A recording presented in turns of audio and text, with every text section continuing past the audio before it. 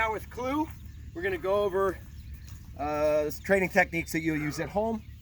We like to start with him on a stake and chain. We do this with all of our dogs. It allows them to get excited about and anticipate work, causing them to be really as into it as possible. Let's just say it that way. Also allows me to make a very clean, well understood correction. So when we take each dog off, I, number one, start with my transmitter in hand. He's got an e-collar that's turned on. I'll say sit, and I'll take the chain off. If he moves, I am set to make a correction. So the dog learns from the first seconds that he's out. You can reproduce this by hooking him up to a leash that's tied around a tree and letting him be on that for about 5 minutes before you run it. Okay, so again, it'd be sit, Nick, if he moved. You can see I'm walking around him, I'm tempting him deliberately because I want to make that correction. I want to make that correction if he's going to be excited enough to break that super basic rule. Because he knows better. It'll allow me to get him in the mood. The better your initial corrections are, the more likely you'll have success in your session. Now, as soon as I start walking him at heel, I'm looking for him to get in front of me. Probably going to do an outside turn if he does, heel. Outside means he'll turn away. If his nose hits the ground at all, I'm going to make a correction. Good boy. If he does it right, I'll praise him. The outside turn would look like this. Back turn. Good. Woo! And then I try to touch him on the head. Afterwards, a few times, get his head up. Good dog. Sit. When I stop, he's supposed to sit. If he doesn't stomp promptly, you already seen this correction before, Bob, heel, but it looks like this. Nick, stop. Heel. Freebie. Stop with no nick. The dog will do it correctly, and then you can move on. The critical thing with this guy is he needs to set Nick. Just nicked him there because his nose went down. How did I get that correction? I was watching the dog. If you're not watching the dog and you're walking around like this, you don't know what he's doing for the first 5 minutes. The level of attention, focus, and timing of your corrections that you give him is going to set precedent for the rest of the day. Heel. Okay, with my recalls, set. If he doesn't come all the way around, heel, I'll step back, heel, Nick, just like that. Sit. Little pivot backwards with the heel and a sweep of the hand. Okay? If he goes too far, heel. And he ends up behind me, step forward, heel, Nick, followed by a sit, Nick. Okay? Very simple. Heel, just like you would with the lead. And then, of course, we always do a freebie afterwards. Good boy. Heel. Right, buddy. Sit. So I'm going to kind of break this up into what to do in the yard. And obviously you don't have ducks to throw, but you're going to have your work sessions divided up into a yard session and then a faux field session where you're going to go to a different area and throw Dawkins and put him in his dog hide to simulate a duck hunt. That's it. Unfortunately, he's not far enough along in his handling training where I feel really comfortable with you doing the full-fledged handling routine that I'm doing, but I'm gonna film it. I'm gonna show any corrections I need to make. That way, if you do decide to try it, you at least have some sort of basis to continue the training. Okay, stop.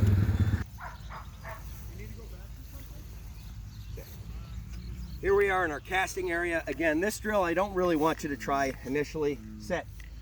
But as you start getting success with throwing your basic retrieves, you can try it and see how it goes. And if things start going south, you probably should stop and contact me. Heel.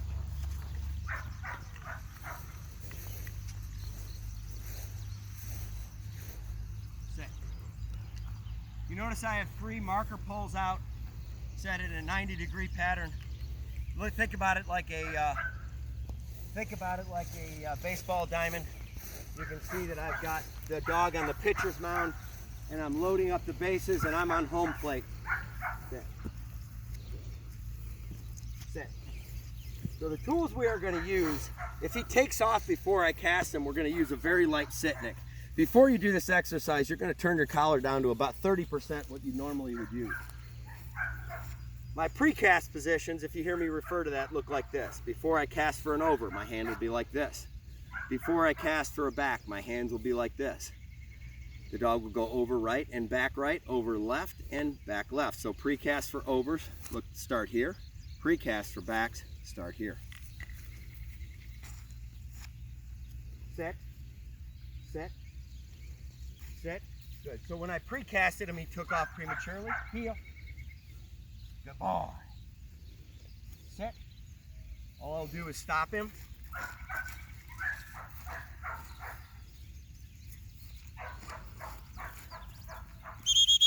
Good job. Good. The only corrections I'm going to use with the collar, sit, or if the dog doesn't stop when I tell him to stop. In other words, if I blow the sit whistle, he doesn't sit. He doesn't go when I tell him to go, or if he doesn't come to me when I tell him to come to me. Sit. Heel. Sit. No corrections. I did not make any corrections. I just stopped him with my obedience. Yeah. Good.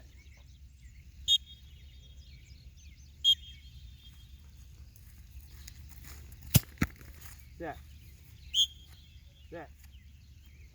Stop. Bob, if you're finding that he's always taking off before you cast him, just give him a sit whistle right as you warm up. Sit. Right as you're putting your hand into that pre-cast position. Sit. Okay, it would look like this. Ready? I'm looking at him. Now I put the hand in the pre-cast while I sit whistle. Sit.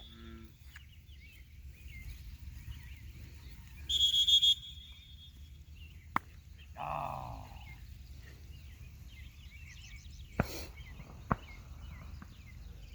See that? Heel next. Sit. Sit. Sit. When he just stood there, you could tell he gives you that look like, what are you going to do about it? All I did is heel nick him there. Sit. Back.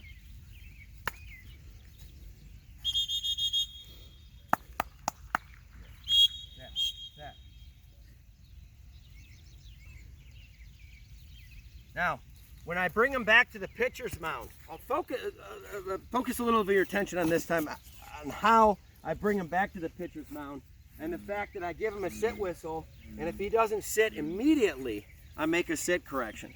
And that would look like this. So he's got the dummy, he comes back, he's getting to the pitcher's mound, I go, and if he doesn't sit fast, it would be like this, Nick. That's how fast that I would correct that. Okay? I'm referring to when he's coming back with the dummy, and I'm putting him back in the middle. Also notice how as soon as he gets the dummy, I kind of rush over to the pitcher's mound so I can put him right back on it.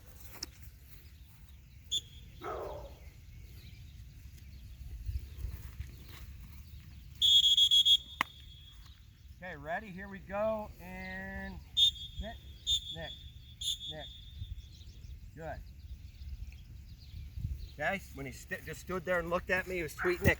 Also notice the collar is set really low. Once I reach this point, the collar is set very low. Back.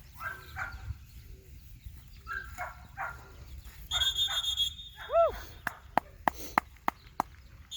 Set.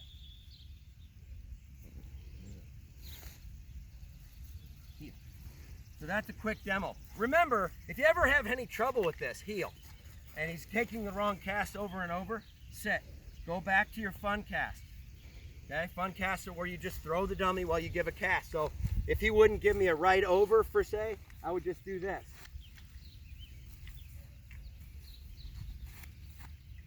Over.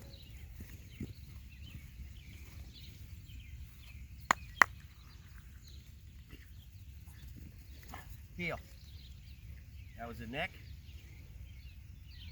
Sit. You've seen me occasionally also during these training sessions take an informal delivery, which means I just pull it out of his mouth. if that seems to be causing you problems and he is getting really sloppy with his delivery, just cease doing that. Sit. Just go back to a regular full delivery. Okay, here's an example of a fun cast for the back. And you can see that rejuvenates him and makes him happy. And it also creates that positive association with the cast and the signal. Sit. Kill the video.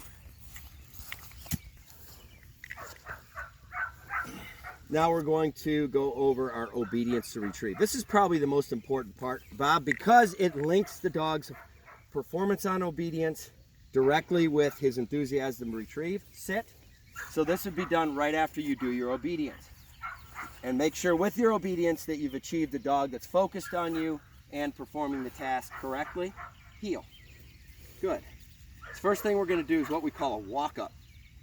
So sit. We just need one dummy for this. So we're going to keep the dummy just probably in one hand, transmitter in another. Heel. We'll walk him at heel. We'll stop. When he sits, we throw the dummy. Clue. Heel. Okay, if that ever happens, for whatever reason, if he does that, I want you to put your hand under his collar, pinch his ear, walk over to the object, keep pinching. Good. And when he starts getting close, you can let him go, run back, act like nothing happened. All right, good boy. Heel. Heel. Going back into that procedure. Heel. Heel. Good. Waiting till he heals properly. Sit. Good. Mark. Clue. Heel. Now, if you're having, he has some days where he says, yeah, maybe I'll just go do something else, right? For whatever reason. If he's like that, do fun retrieves. Hup, hup, hup, hup. Start with a couple of these, jack them up, clue, before you do your retrieve. If you notice that he's always got a lot of momentum before you start, sit.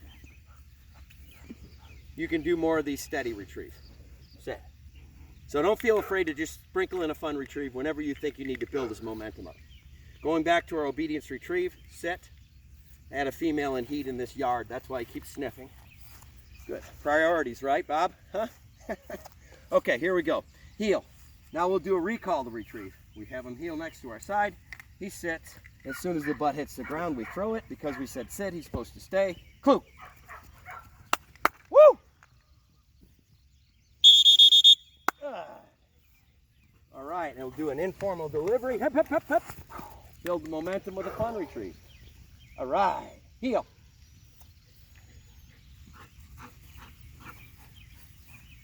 Sit. Critical thing with this walk up that I was showing you is don't throw the dummy until he fully sits. Heel. Demonstrating it again. I stop moving because I'm healing. He's supposed to sit. If he doesn't, make a correction and don't throw the dummy. Heel. Sit. Good. He sits properly. Me. Clue.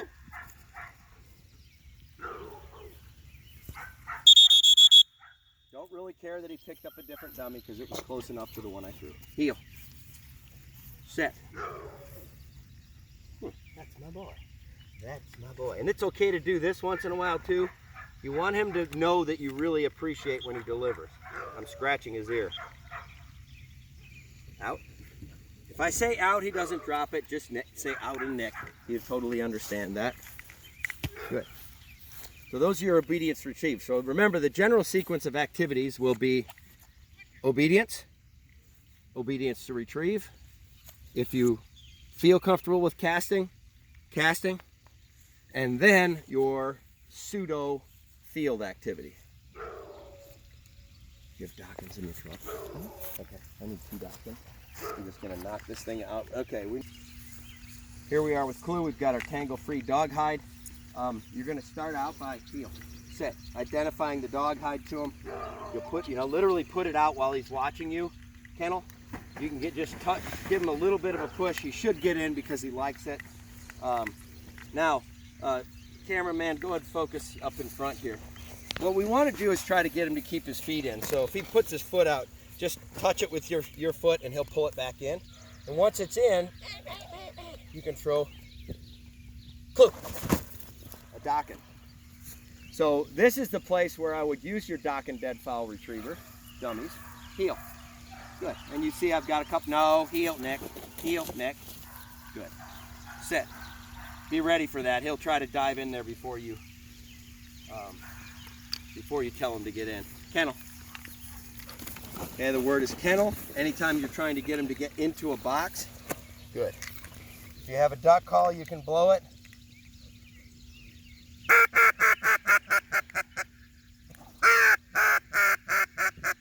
Clue.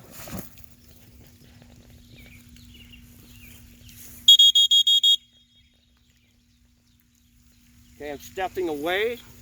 Look at me. Stepping away. As he was coming in, I stepped away so he could see, sit, that I didn't want him to go into that box. Sit. Kennel. And as he gets better at it, and you get better as a team, you can start getting further and further away to send him into the box. Okay, now we're going to do a multiple retrieve. Don't do these until you're, again, working as a team and not having any issues. Sit, mark. You're going to do a multiple from really far apart from each other angle-wise. Sit, mark. Clue.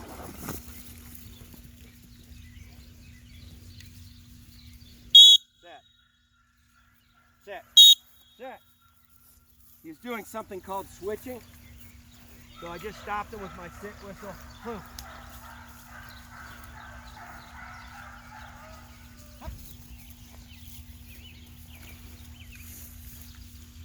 Getting him onto one that he was supposed to get first. Heel.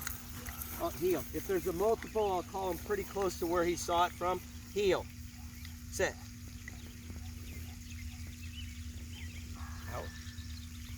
Sit, sit. There's your mark. Clue.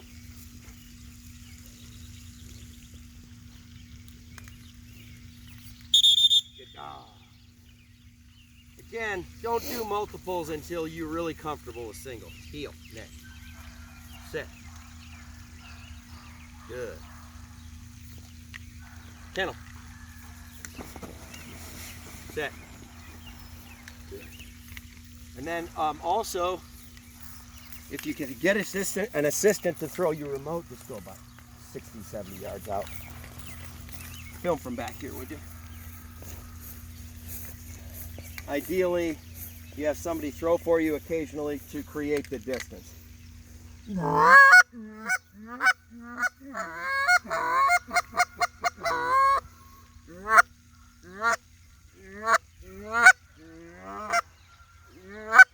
1, 2, 3, 4. Clue.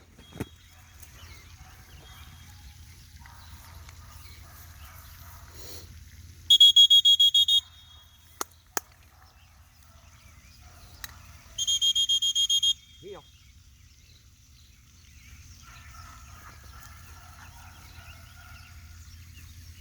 Sit. Sit.